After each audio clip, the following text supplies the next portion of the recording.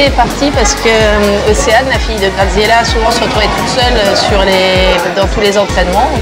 C'était une ou deux filles. Et Graziella m'a dit que ça serait bien si on avait d'autres filles un jour sur le tapis. Et donc on a lancé le projet.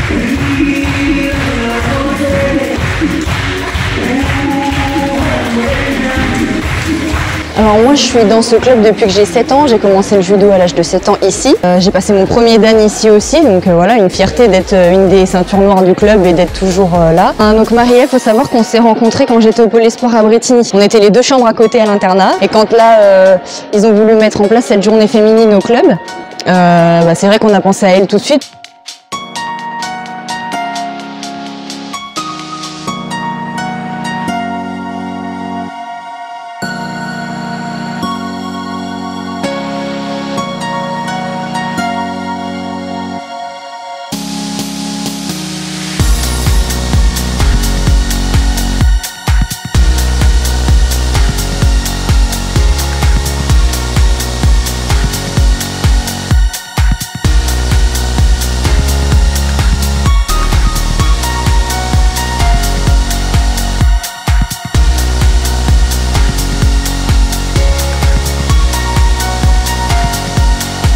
C'est un projet annuel, hein. On va essayer de faire 4 journées féminines dans la saison.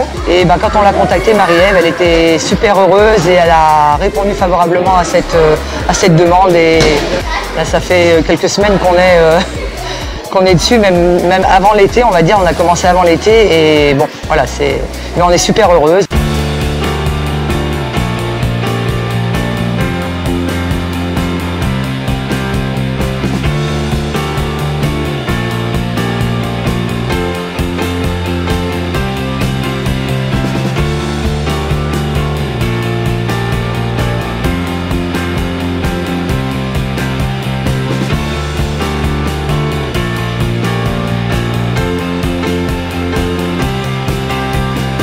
Puis c'est vrai que s'appuyer sur une championne du monde comme Marie-Ève Gaillet, tout de suite, voilà, on sait que ça va attirer forcément les filles, ça attire les parents également. Et voilà, pour nous, c'est forcément porteur pour le club, pour le comité de Lyon en général. Et puis, on espère que parmi les jeunes pousses d'aujourd'hui, il y aura peut-être, on ne sait pas, de futures grandes championnes. Voilà, c'est ce qu'on souhaite.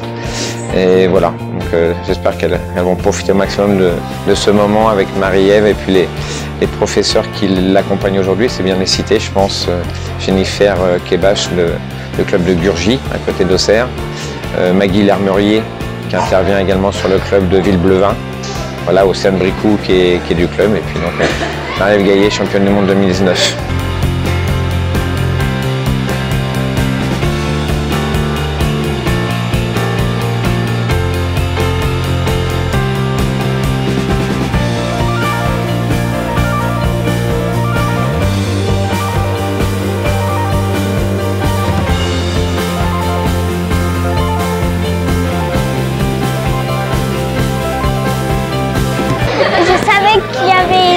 Qu'il y avait une championne du monde, du coup j'avais très envie de la voir et je vais continuer jusqu'à la ceinture noire et dans quelques années je pourrais faire du judo avec papa. Merci pour cette tradition. Moi j'ai fait du judo étant petit où on voyait les champions du monde et c'est super que ça soit Marie-Ève, championne du monde, qui fasse un cours aux petites filles.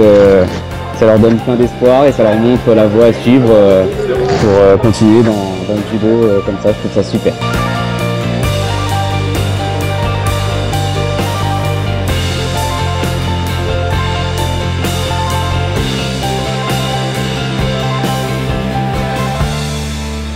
Pour promouvoir le judo et pour aussi essayer d'encourager les jeunes filles à continuer, si elles l'aiment bien sûr le judo, qu'elles m'ont proposé, c'était avec plaisir. Parce que c'est hyper important. Moi je suis une féminine, aujourd'hui j'évolue en équipe de France. Comme l'a dit tout à l'heure le président, on a eu beaucoup de médailles olympiques chez les féminines. Donc ça prouve que une petite fille qui a commencé dans un petit club et qui apprécie peut devenir une grande championne demain. Et donc c'est important de leur transmettre ces valeurs. Mais aussi de leur montrer que j'ai commencé en club comme elle.